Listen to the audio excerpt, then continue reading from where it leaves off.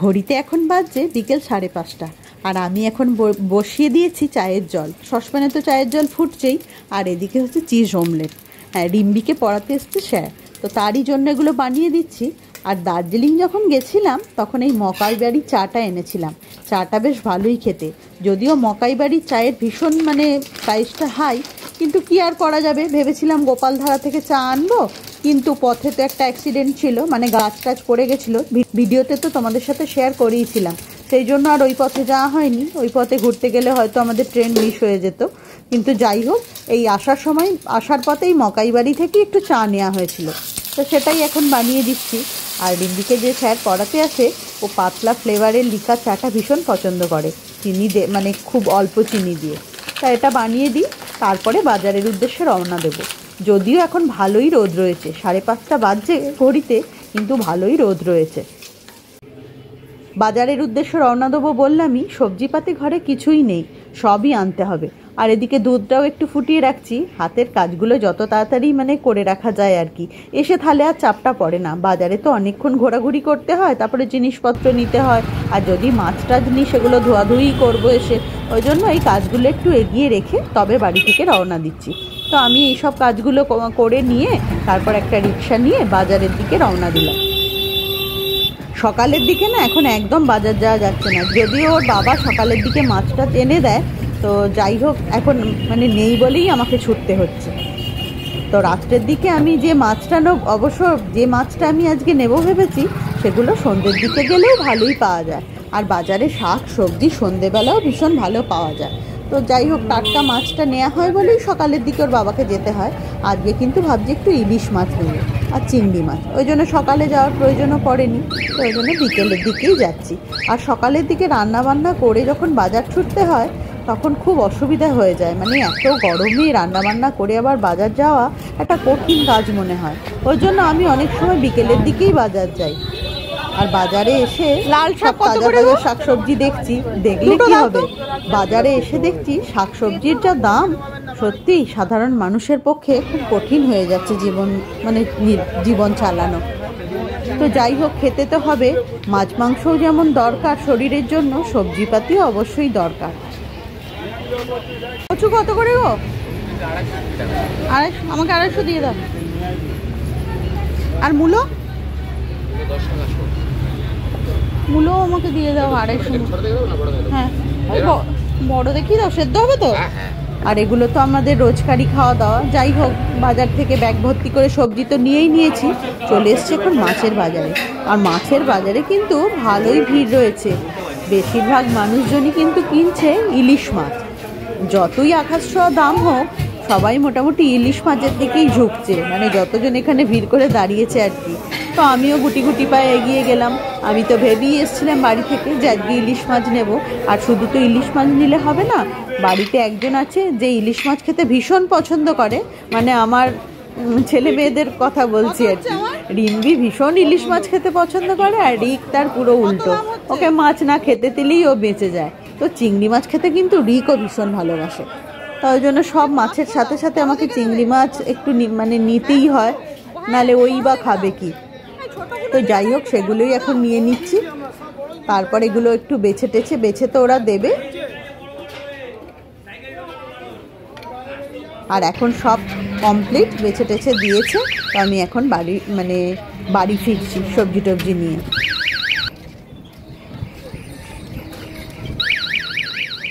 আর এই যে বললামই তোমাদের, এনেছি ইলিশ মাছ, চিংড়ি মাছ। আর বাজার তো প্রায় আমি তুলেই এনেছি ধরতে গেলে, বেশিরভাগ অনেক রকমই সবজিপাতি নিয়ে এসছি।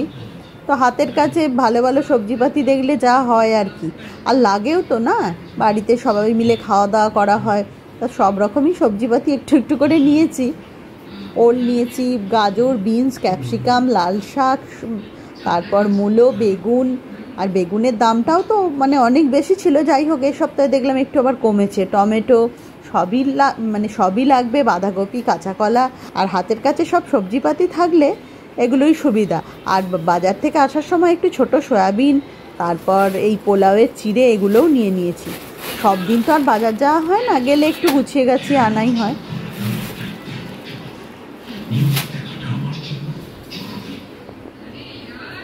আর এটা কিন্তু পরের দিন সকালবেলা, আর আমি সকাল সকালে ভিডিওটা আরম্ভ করে দিয়েছি। কালকে আর বাজার টাজার আনার পর অনেকগুলো কাজ ছিল, সেগুলো করতে করতে আর ভিডিওটা কন্টিনিউ করা হয়নি। তো মাছ টাছগুলো ধুয়ে রাখলাম, সবজিপাতি সব ফ্রিজে রাখা হলো। তো আজকে বললামই তো পরের দিন, তো এখন চলে এসেছি আমাদের মানে সকালের জল খাবার বানাতে। সকালে একটু চাউমিনই বানিয়ে নিচ্ছি, ওই আলু বাদাম এসব দিয়ে, পেঁয়াজ আলু বাদাম এসব দিয়ে। তো যাই হোক, আজকে ব্রেকফাস্ট মানে সকালের জলখাবারে চাউমিনই থাকছে।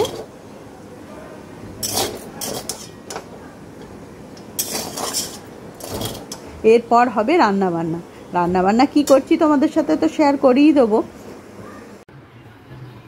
সকালের জলখাবার আমাদের রেডি। আর এই বাদাম দেওয়া চাউমিনটা খেতে ওর বাবাও বেশ ভালোবাসে, মাঝে মধ্যেই বলে ওই আলু পেঁয়াজ বাদাম দিয়ে যে চাউমিনটা আমরা আগে ছোটোবেলায় খেতাম ওটা একটু বানিয়ে দাও। তো যাই হোক, ওর বাবা আর এখন নেই, ও তো অফিস চলেই গেছে। আর আজকে রান্নাবান্না হচ্ছে আলু বেগুন এটা দিয়ে একটা তরকারি বানাচ্ছি একটু পেঁয়াজ দিয়ে। আর এদিকে হচ্ছে রিকের চিংড়ি মাছ সর্ষে পোস্ত দিয়ে, আর আমাদের হবে ইলিশ মাছ আর একটা উচ্ছের চচ্চড়ি। এই রান্নাবান্নাগুলো করে নিই। আজকে আবার আছে রিম্বির ডান্স ক্লাস, রিম্বিকে তো ডান্স ক্লাসে নিয়ে যেতে হবে। আর রিম্বির কিন্তু পরশুদিন ওর জন্মদিন, তো জন্মদিনে কি করছি না করছি তোমাদের সাথে তো শেয়ার করবই। আর রান্নাবান্না আমার হয়েই গেছে, এদিকে চিংড়ি মাছ, ওদিকে বেগুন আলুর তরকারি, এদিকে উচ্ছের চচ্চড়ি, আর ইলিশ মাছটা তো ঝালটা তো ফুটছেই। রান্নাবান্না মোটামুটি কমপ্লিট। আর এখন আমাদের দুপুরের মানে লাঞ্চ রেডি। আজকে তো বললামই আলু বেগুনের একটা তরকারি বানিয়েছি, চিংড়ি মাছ বানিয়েছি সর্ষে পোস্ত দিয়ে, ইলিশ মাছ বানিয়েছি আর উচ্ছের চচ্চড়ি। আর আমের চাটনিটা করাই ছিল, চাটনিতে একটু বেশি করে করেই রাখা হয়। এখন চলে এসেছি গড়িয়াহাট, বিন্দিকে নিয়ে যাচ্ছি নাচের ক্লাস। এদিকে জিনিস নেওয়ার আছে।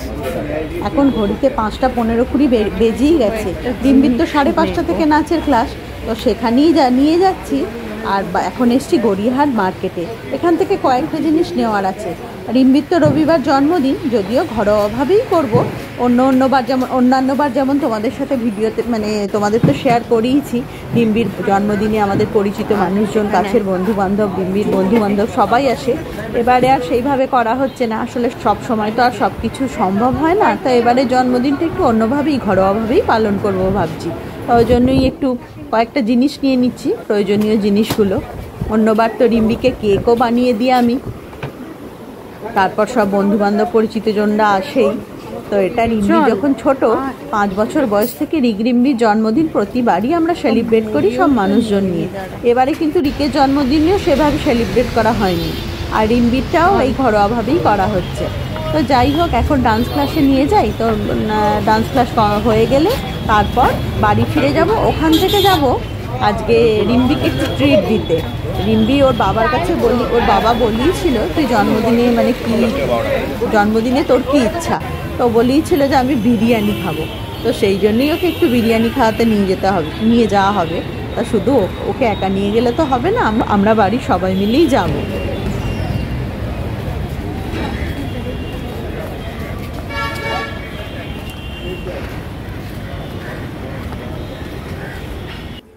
শুভ সন্ধ্যা বন্ধুরা, ঘড়িতে এখন বাজে প্রায় 8টা, আর আমরা রেডি হয়ে গেছি।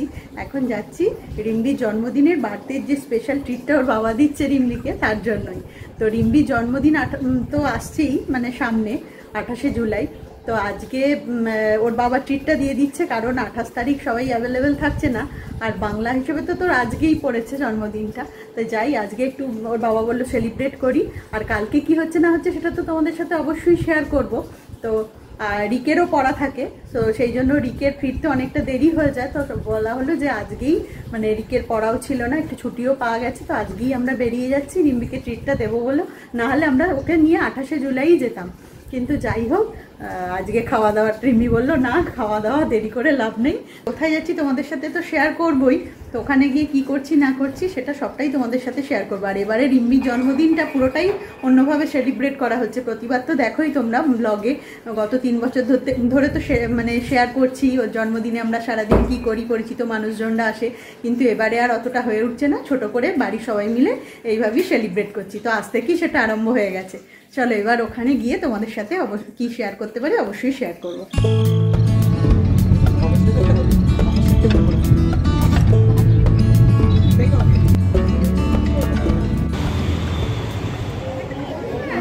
আর এখন আমরা চলে এসেছি রিম্বির প্রিয় জায়গায়। মানে রিম্বি তো বিরিয়ানি খেতে ভীষণই ভালোবাসে, তা বললামই তো, হতো বলেই ছিল ওর বাবাকে বিরিয়ানি খাবো। তা বাড়িতে তো মাঝে মধ্যে অর্ডার করে খাওয়াই হয়, বা আমিও তো মানে কত সময়ই বিরিয়ানি বানিয়ে দিই, কিন্তু এখানে এসে খাওয়ার মজাই একটা আলাদা। যেহেতু ওর বার্থডে, ওই জন্য সবাই মিলেই আমরা চলে এলাম যে না, বাড়িতে অর্ডার করে খাওয়ার থেকে সবাই মিলে গিয়ে খাওয়াই ভালো।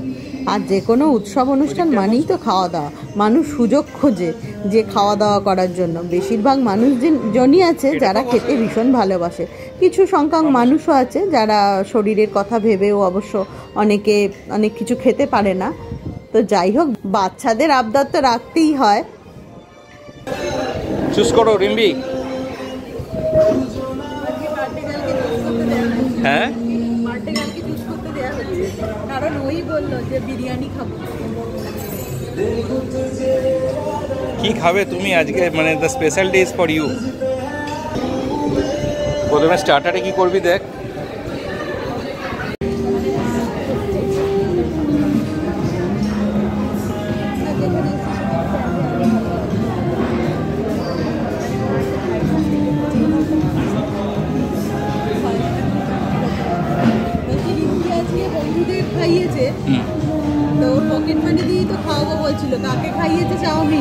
এই আমি দিয়েছি। আর ফুচকা খাইয়েছে কজনকে? 4 জনকে ফুচকা আর আইসক্রিম খাইয়েছে, ভালোই ট্রিট দিয়েছে। আর বন্ধুরা আবার গিফট দিয়েছে। বাহ। আর কি বলে, আর একজনকে শুধু চাউমিন খাইয়েছে। তুই কি পেয়েছিস অন্তত শেয়ার করে দিস। আর কয়েকটা বন্ধুকে চকলেটও দিয়েছে। আমাকে অনেকদিন আগে থেকে বলে রেখেছিল যে মা, আমার পকেট মানি যে আছে ওখান থেকে আমাকে 200 দিও, আমি আমার বন্ধুদের ট্রিট দেবো। আমি বন্ধুদের কি খাওয়াবি? তুমি দিয়েছো কি? হ্যাঁ, তুমি দিয়ে দিলে বলে। ও আচ্ছা, মানে আমার পকেট মানি শেষ হয়ে যাচ্ছে এই কারণেই। আমি জিজ্ঞেস করলাম তো না রিম্বি, দেখো ধরা পড়ে গেছো, ধরা পড়ে গেছো। ওই দেখ, দেখেছো?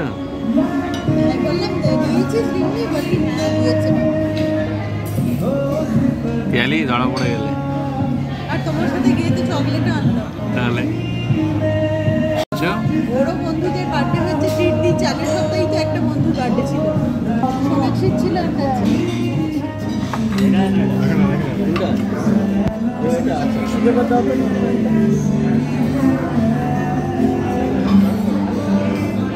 করুন।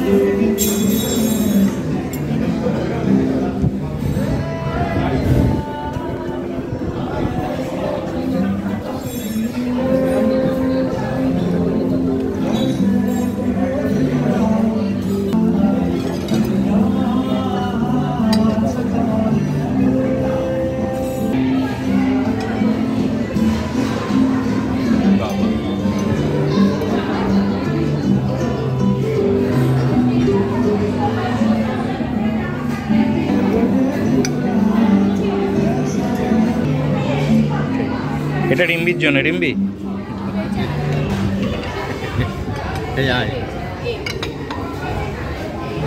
কেমন?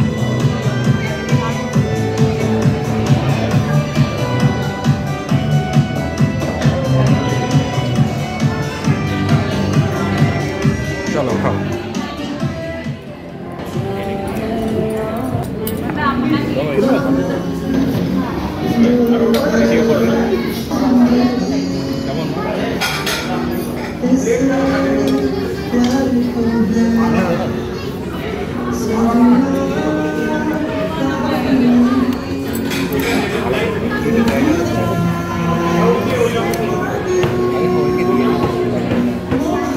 এক্সকিউজ মি আঙ্কেল, এটাই দেবে।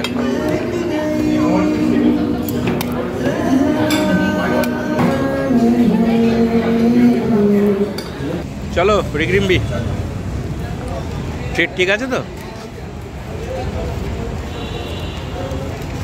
চলো মা, চলো পিয়াদি।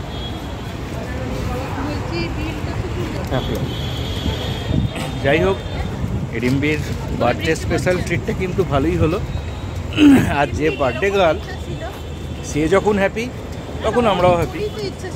হ্যাঁ, ওরই তো ইচ্ছা ছিল। হ্যাঁ, ওকে আমি জিজ্ঞেস করেছিলাম যে কোথায় যাবি বল, তো সব কিছু ছেড়ে দিয়ে বললো যে আমি বিরিয়ানি ভালোবাসি, তো আরসালান যাও। চলো, যাই হোক, এখন খাওয়া দাওয়া হয়ে গেছে, এবার বাড়ি যাওয়ার পালা। এবং পিয়ালি যেটা বলছে ঝিরঝির করে দেখছি বৃষ্টিও নামছে আর কি।